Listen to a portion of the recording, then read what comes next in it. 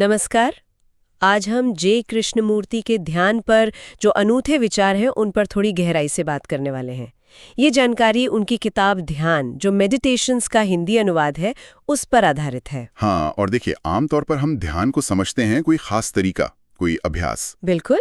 लेकिन कृष्णमूर्ति का नजरिया इससे काफी अलग है। तो आज हम यही समझने की कोशिश करेंगे कि कृष्णमूर्ति के लिए ध्यान का असल मतलब क्या था। सही कहा। कृष्णमूर्ति के लिए ध्यान कोई तकनीक या कोई करने वाली चीज नहीं है। ये तो मन और विचार की जो असलियत है उसको समझने की एक प्रक्रिया है।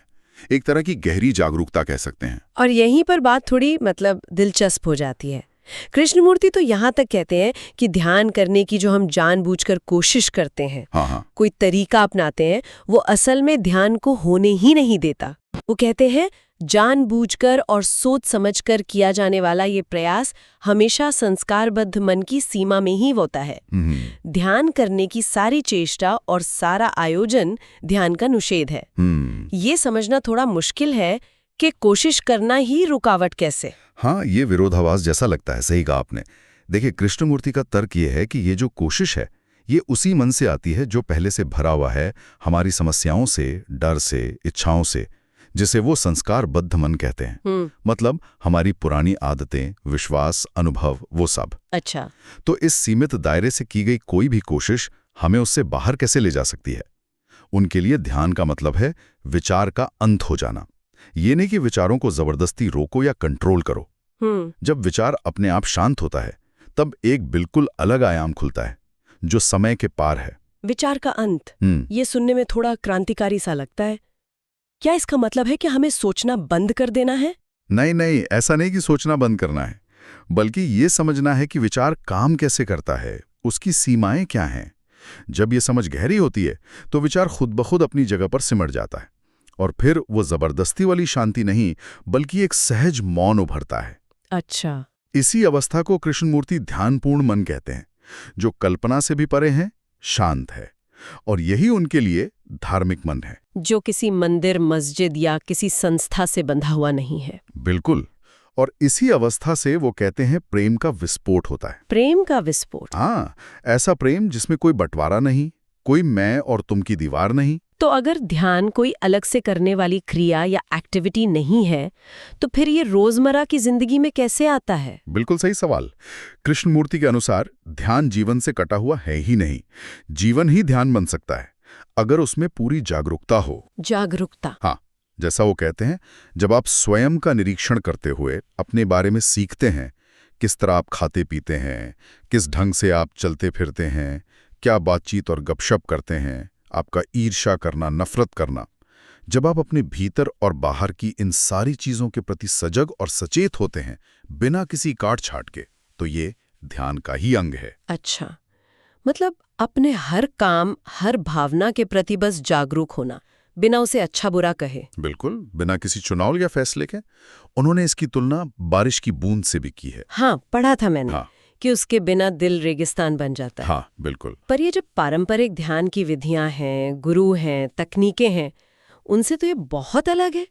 कई लोग शायद सोचें कि भाई बिना किसी सहारे के, बिना किसी तकनीक के ये कैसे होगा। हाँ, और कृष्णमूर्ति इसी बाहरी सत्ता या गुरु की जरूरत को पूरी तरह नकारते हैं। साफ कहते हैं, उनका मानना था कि अपने लिए किसी भी सत्य की खोज को स्वयं करनी है, किसी और के सहारे नहीं।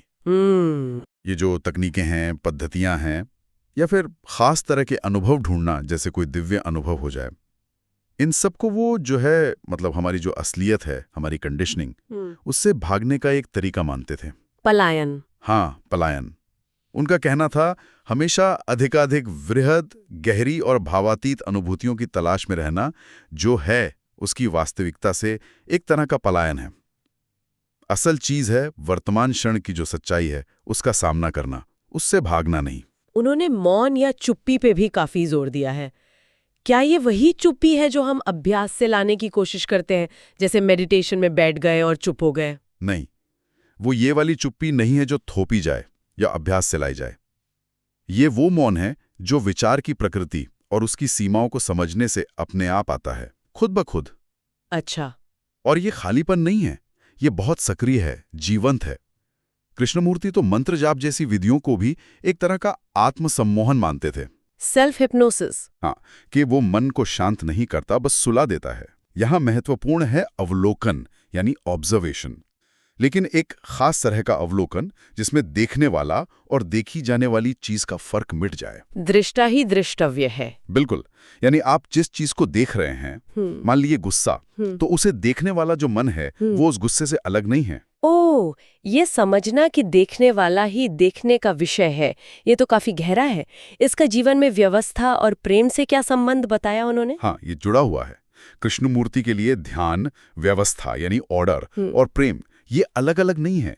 सच्ची व्यवस्था उनके अनुसार बाहरी अनुशासन या नियम कायदों से नहीं आती, वो आती है अपने अंदर की अव्यवस्था को समझने से। जो हमारे अंदर संघर्ष हैं, डर हैं, महत्वाकांक्षाएं हैं, मतलब अंदरूनी गड़बड़ी को देखना। हाँ, जब हम इस अंदरूनी गड़बड़ी को बिना लड़े, बिना दबाए बस देखते हैं, समझते हैं, तो एक सहज व्यवस्था अपने आप जन्म लेती है।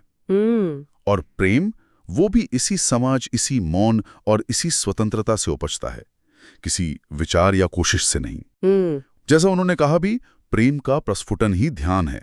ये कोई भावुकता वाला प्रेम नहीं, बल्कि जुड़ाव की एक गहरी अवस्था है।